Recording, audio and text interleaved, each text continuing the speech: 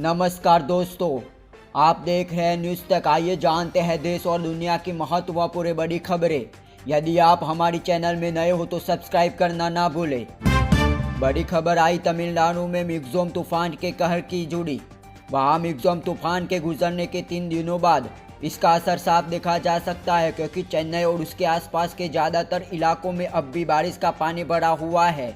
लोगों के घर पानी में डूब गए और सड़कें भी दरिया में तब्दील हो गई।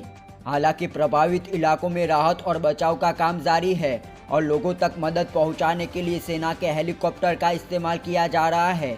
इसके साथ ही रक्षा मंत्री राजनाथ सिंह ने वहां के मुख्यमंत्री M.K. स्टालिन से मुलाकात की और केंद्र की तरफ से 450 करोड़ रुपए की मदद देने का भी ऐलान किया गया। 11 दिसंबर वह तारीख होगी जिस दिन सुप्रीम कोर्ट पे तय कर देगा कि आर्टिकल 370 को निष्प्रभावी करने का भारत सरकार का फैसला सही था या नहीं। भारत सरकार ने 5 अगस्त 2019 को अनुच्छेद 370 को निरस्त कर दिया था। इसके फैसले के बाद जम्मू कश्मीर को मिला विशेष राज्य का दर्जा छिन गया। कुल 26 वकीलों की दलीलों और संविधान के पन्नों की रोशनी में कोर्ट को यही परखना है कि सरकार ने जो फैसला तब किया था वह संविधान सम्मत था भी या नहीं। न सिर्फ धारा 370 को निष्प्रभावी किए जाने पर पब्लिक ऊपरी अदालत इस पर भी फैसला सुनाने वाला है कि भारत सरकार आर्टिकल 370 के खात्मे के साथ जो जम्मू कश्मीर पुनर्गठन कानून लेकर आई वह भी उचित था या नहीं। इसी के तहत जम्मू कश्मीर राज्य को 2 हिस्सों में बांट दिया गया। जम्मू कश्मीर राज्य न रहकर अब केंद्र शासित प्रदेश हो गया। कहा गया यह दिल्ली और पुडुचेरी जैसा यूनियन टेरिटरी होगा जिसकी अपनी विधानसभा होगी।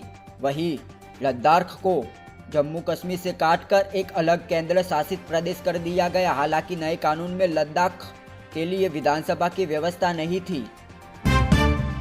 केस और उपहार के आरोपों से घिरी टीएमसी सांसद महुआ मोहंत्रा की लोकसभा से सदस्यता खारिज कर दी गई है। लोकसभा सदस्यता खारिज होने के बाद विपक्षी पार्टियों ने टीएमसी के साथ शासन की कार्यवाही से वॉकआउट किया।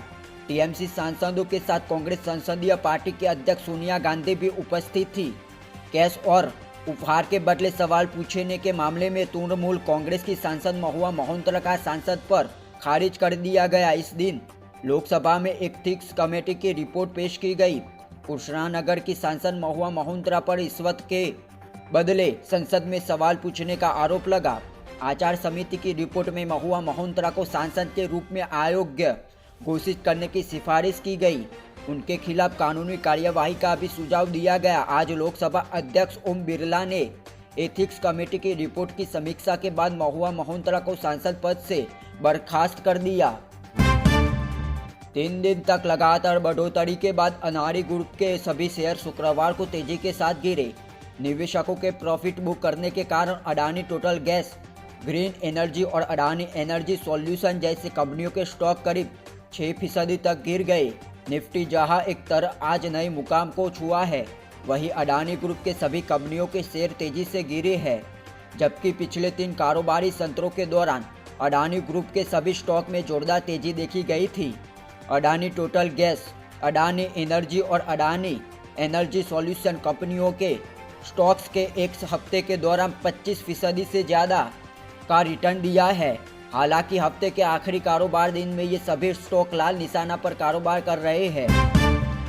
विधानसभा चुनाव में बीजेपी ने मध्य प्रदेश, राजस्थान, छत्तीसगढ़ और तेलंगाना में कुल 21 सांसदों को मैदान में उतारा था। पार्टी की यह रणनीति काम कर गई और 12 सांसदों ने चुनाव जीता है। इनके 3 केंद्रीय मंत्रियों के नाम शामिल है। पार्टी ने इन सभी नेताओं को केंद्र की राजनीति से दूर कर दिया है और उनके गृह राज्य की पॉलिटिक्स में बेचने का फैसला लिया है। माना जा रहा है कि पार्टी जल्द ही इन नेताओं को राज्यों में बड़ी जिम्मेदारी देने वाली है।